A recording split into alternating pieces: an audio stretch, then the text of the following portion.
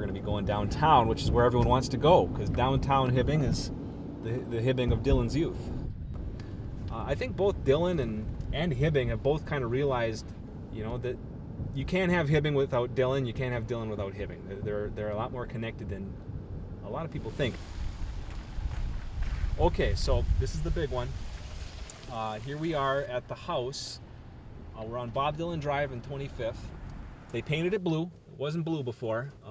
It was white when Dylan lived here. And of course, the thing that I'm looking at right now is that they've painted the album cover Blood on the Tracks on the garage.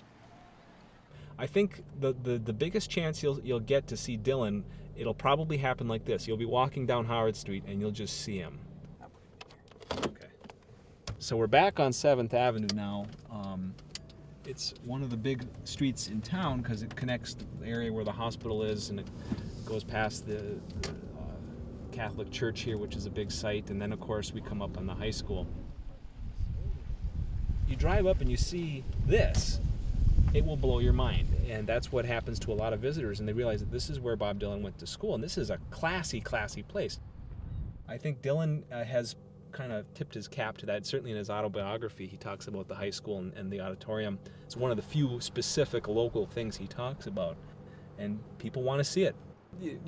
There was no reason at that time to believe that kid would have been Bob Dylan as we know him now. And that's one of the cool things for me, why I stay involved, is if that kid can have that career, what other kid could have an explosive impact just by virtue of his creativity or her creativity?